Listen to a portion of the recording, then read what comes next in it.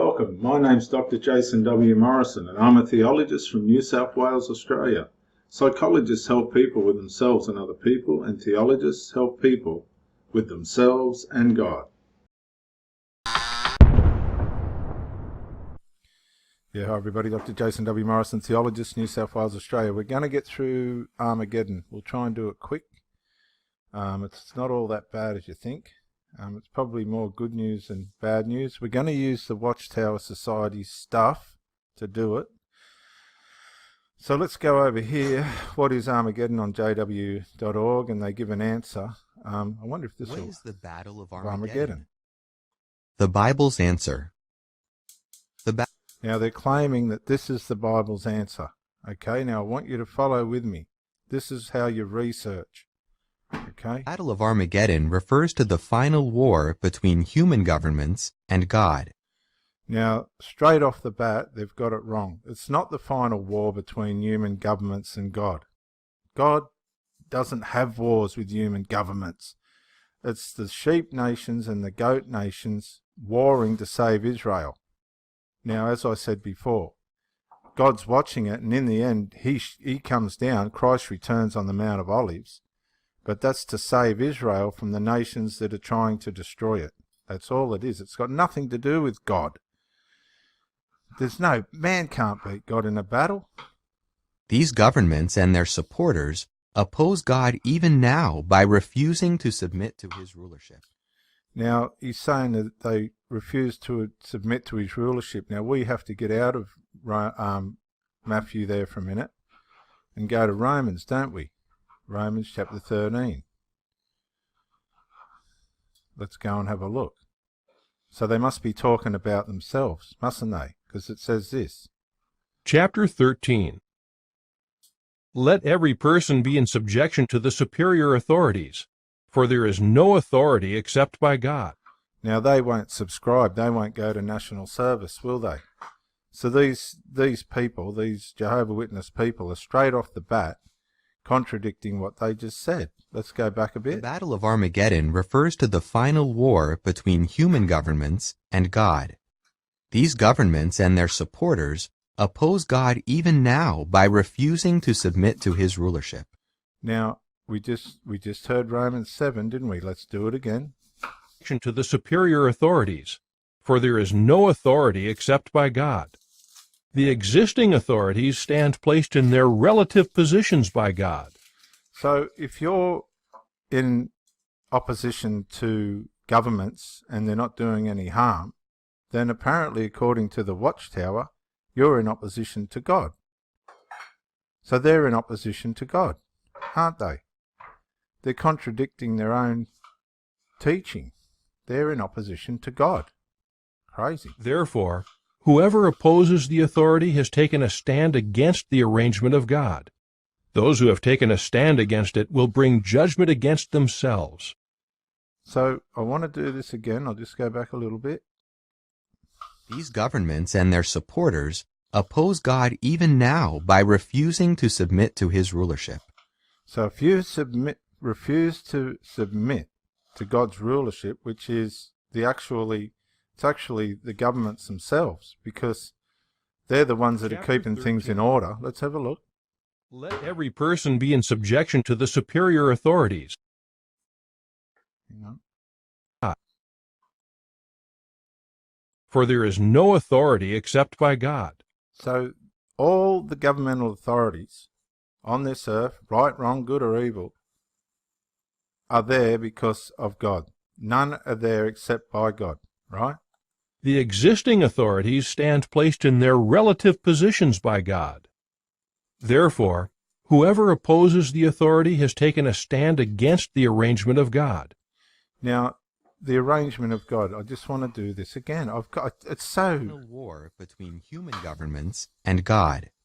These governments and their supporters oppose God even now by refusing to submit to his rulership. Well, I've got news for you. The Australian government, we're a Christian country. The United States is a Christian country. The United Kingdom is a Christian country. What is this organisation talking about? Goodness gracious. Those who have taken a stand against it will bring judgment against themselves. Like the 19,300 poor buggers in South Korea that decided they didn't want to go to national service because the Watchtower made up some rule that you shouldn't fight for your country, the cowards. For those rulers are an object of fear, not to the good deed, but to the bad. Right, so basically, if you're doing good, there's nothing to fear. If you're doing bad, then the government will put you in jail. That's why these pedophiles in the Watchtower Society aren't getting done by the justice systems, because they're not reporting them. But they shouldn't have anything to fear, should they? If you haven't done bad, then what's there to fear? If you have done bad, then you have got something to fear. Free of fear of the authority? Keep doing good, and you will have praise from it. Right, so if you don't want to get in trouble, do good. If you do want to get in trouble, do bad. On with Armageddon over here. The Battle of Armageddon will bring human rulership to an end. Well, it won't bring you... Why will the Battle of Armageddon bring human rulership to an end? Aren't the saints coming back to rule with Christ in his millennium? There's so many contradictions in this organisation. Goodness me. Let's carry on. The word Armageddon occurs only once in the Bible, at Revelation 16:16.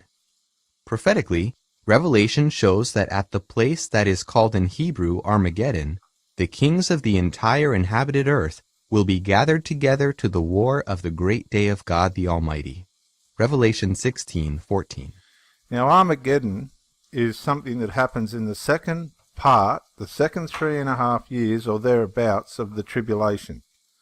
The tribulation period and great tribulation period is a period of 7 years.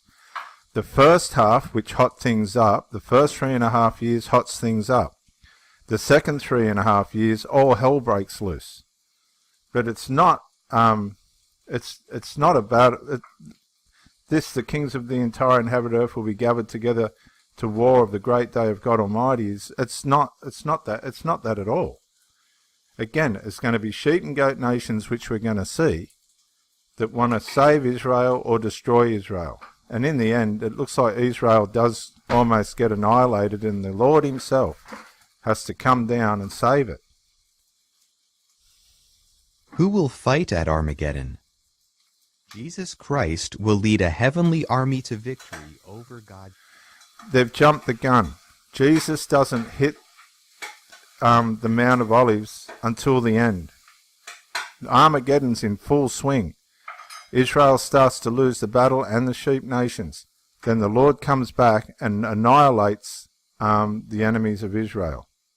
So what they're actually saying is, anybody that's an enemy of Israel is God's enemy. Enemies. These enemies include those who oppose God's authority and who treat God with contempt. Right, now these enemies are those who oppose God's authority. Let's do this again. Chapter 13 of Romans. Let every person be in subjection to the superior authorities, for there is no authority except by God. The existing authorities stand placed in their relative positions by God. Therefore, whoever opposes the authority has taken a stand against the arrangement of God. Those who have taken a stand against it will bring judgment against themselves. For those rulers are an object of fear, not to the good deed, but to the bad. Do you want to be free of fear of the authority? Keep doing good, and you will have praise from it. So once again, the Watchtower Society's done a good job of contradicting the Bible. Will Armageddon literally be fought in the Middle East? No. Rather than being restricted to one area, the Battle of Armageddon will encompass the whole earth. Now, it will encompass the specific battle will be centered around the Middle East. What specific area, we're not sure. But the battle will be against the nation of Israel. What area of Israel? I think all of it. They're just going to come in at the borders and try and annihilate the place. Whether it be with soldiers or I'd say it'll be a missile attack, it's going to be huge. It's not going to be good. But you might say America's defending Israel, so Russia might not. They both might. We don't know who will and who won't. But just say America's defending Israel and Russia's not. then you might get the case where Russia starts firing missiles at America because they were warned not to defend Israel. See, teamwork. Watch this. I'm opening a can of honey mustard for the missus. Oh, I hate it when you go to open it and you can't do it, and she has to do it herself. I've been lucky so far.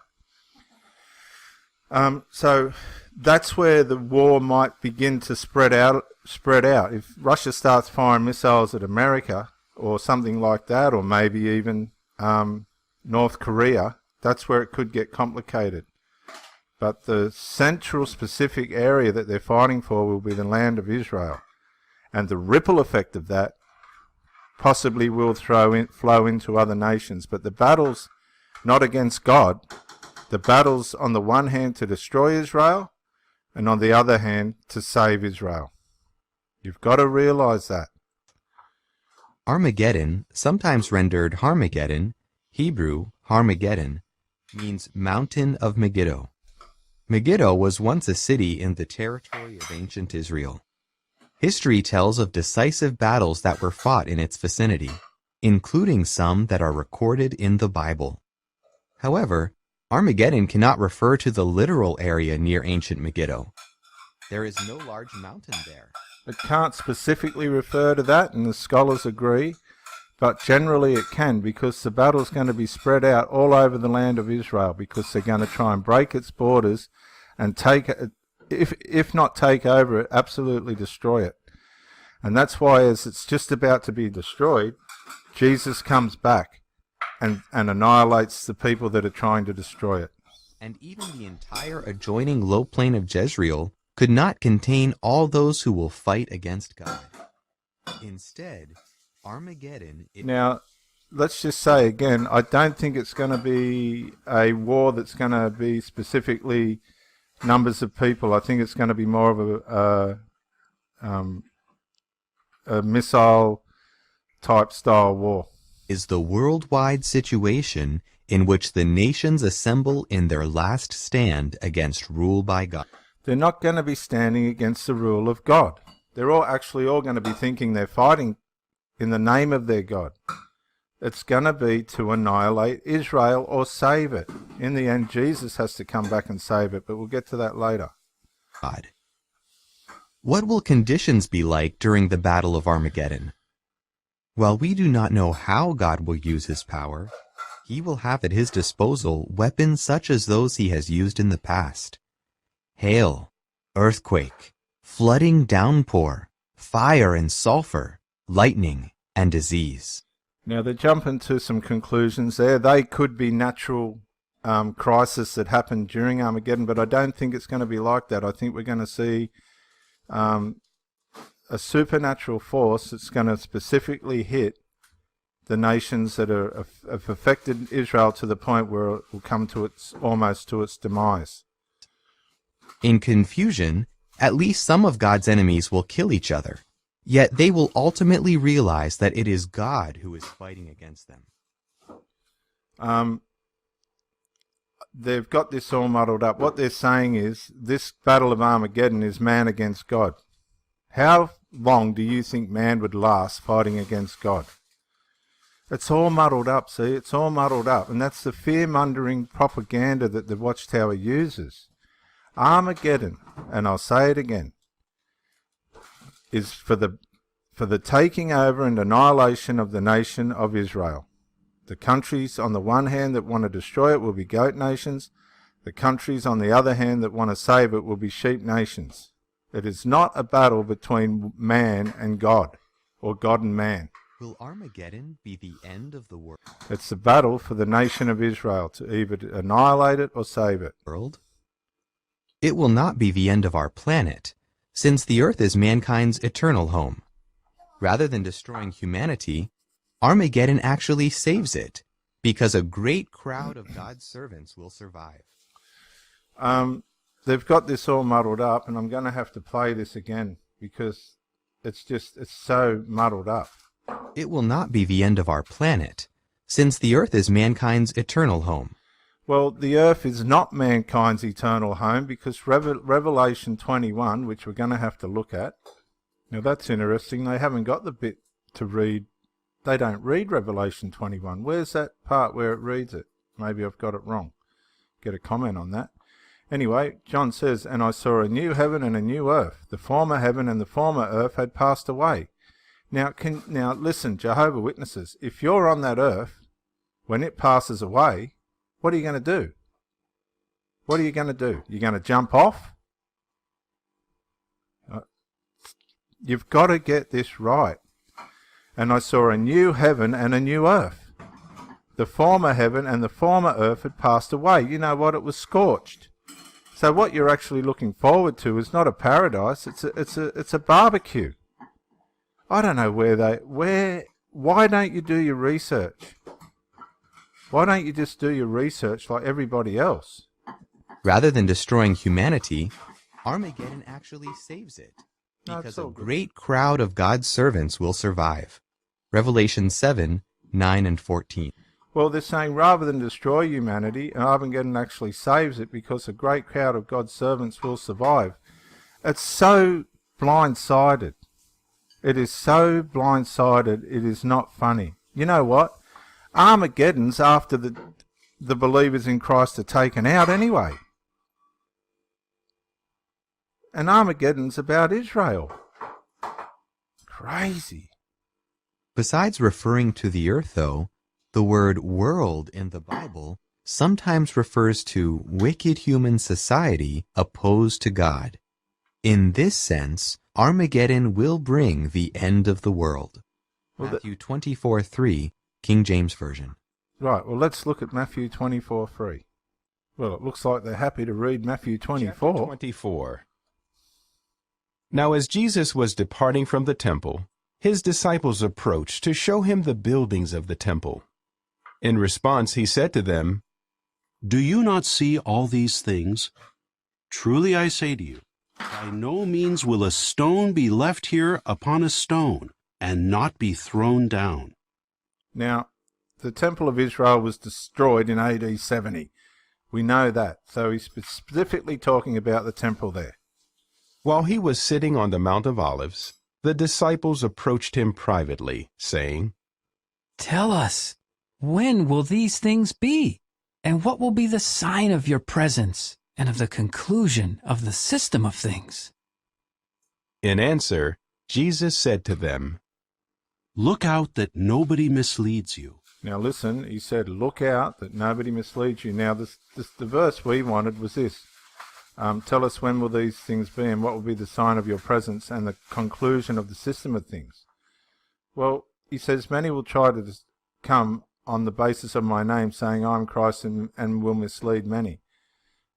I think that's what the Watchtower's done myself. When will Armageddon take place? When will Armageddon take When place? discussing the Great Tribulation that culminates in the Battle of Armageddon, Jesus... Now, they've actually got that right.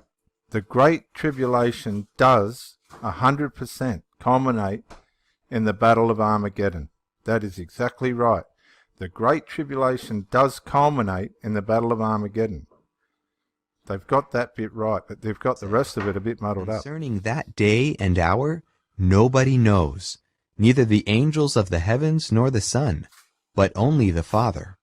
Matthew 24, 21 and 36.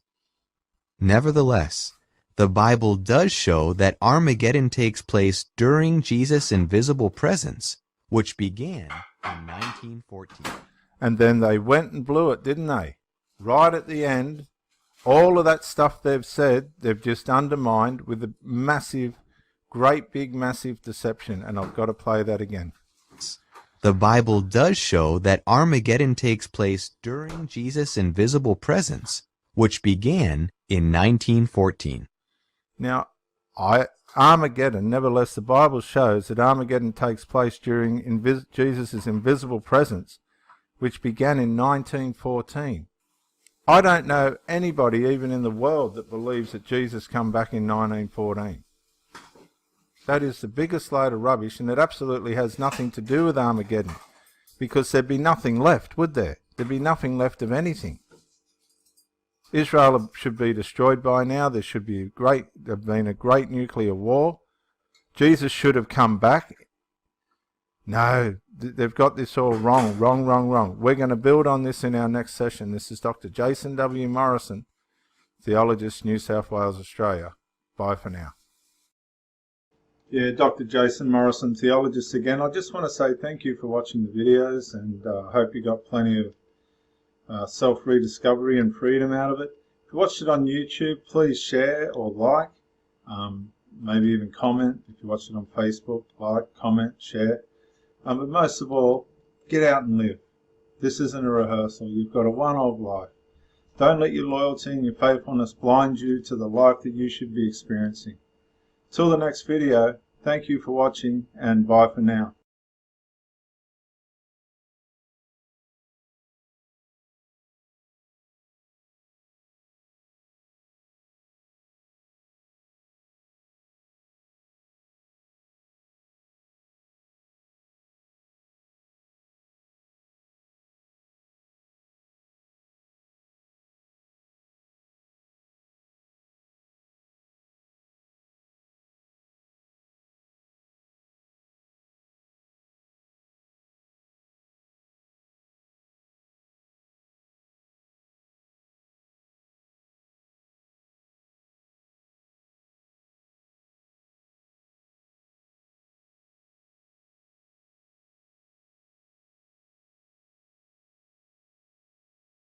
Yeah, Dr. Jason Morrison, theologist again. I just want to say thank you for watching the videos, and I hope you got plenty of self-rediscovery and freedom out of it. If you watched it on YouTube, please share or like, maybe even comment. If you watch it on Facebook, like, comment, share. But most of all, get out and live. This isn't a rehearsal. You've got a one-off life. Don't let your loyalty and your faithfulness blind you to the life that you should be experiencing. Till the next video, thank you for watching, and bye for now.